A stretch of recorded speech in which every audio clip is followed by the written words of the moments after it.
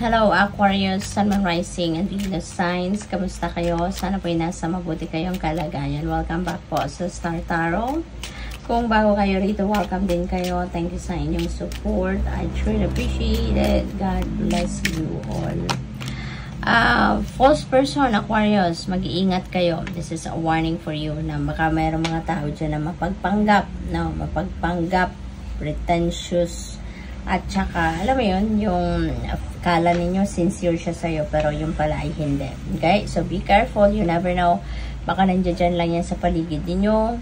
It could be anyone. Maaaring kaibigan ninyo yan. Diba? Nalalabas ang totoong kulay sa ngayon. So, it could be a stranger. So, depende sa inyong sitwasyon. Kaya mag-iingat kayo. Napakaganda.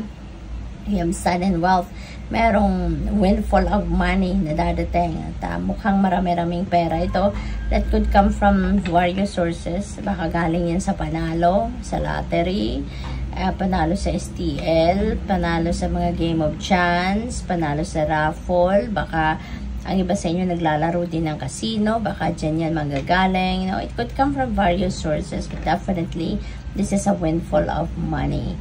So, the results sa synchronicity dito, we have master number 11 at saka angel number 777.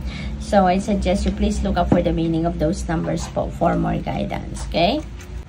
So, what else? We have number 7. May mensahe na paparating sa inyo.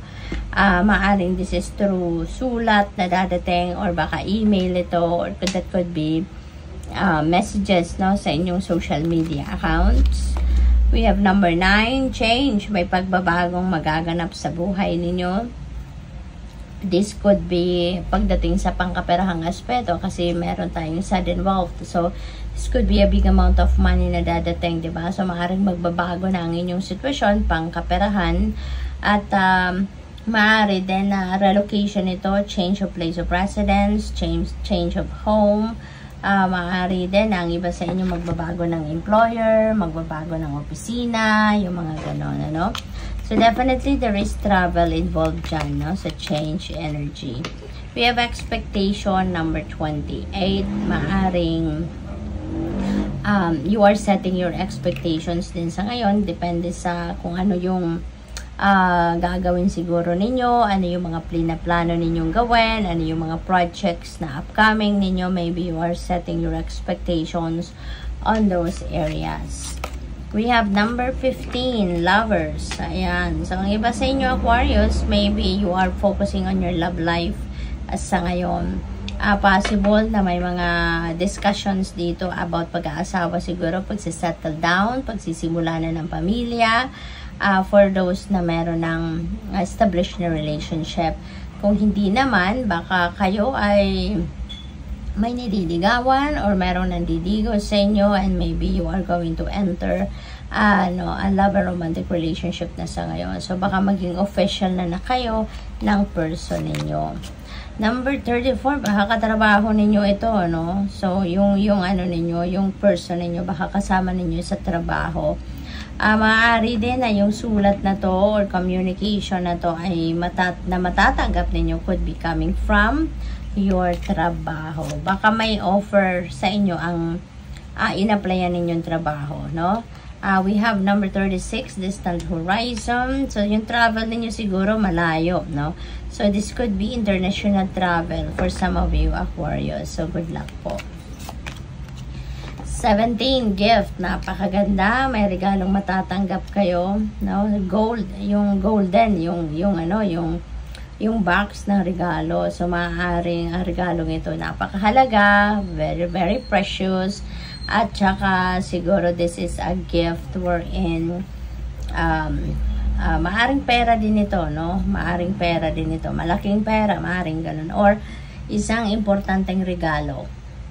Napaka-importanting bagay siguro para sa inyo.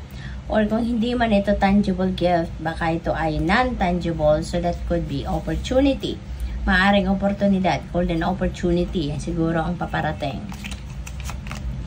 Number 35, pathway. Ayan, so meron travel, nakikita ko dito, you're going to travel to a new place, to a different place, at kung ano man yung subject ng pagbabiyahing yan, that is going to create some change, no, sa buhay ninyo.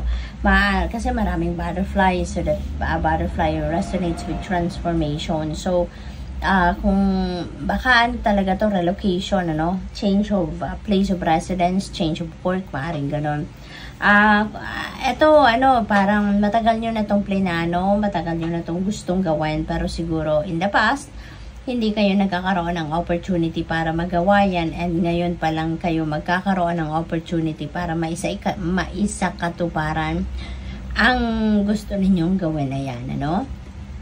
So, what else? We have number 16, thoughts.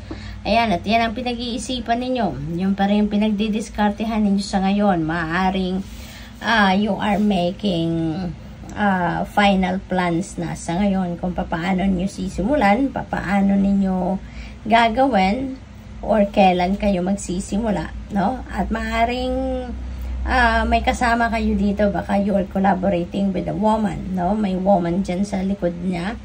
Kaya maaring yan din ang iniisip mo. Nagdidiskarte ka din sa kanya. Nakasama siya. Probably na since may lover's energy tayo, baka yan ang kakasama ninyo sa pagbabagong ito sa buhay, no? Baka yung babaeng yan, baka yan ang karelasyon ninyo or nililigawan ninyo. So, possible na ganon. So, good luck. Thank you for watching Love and Light. Namaste.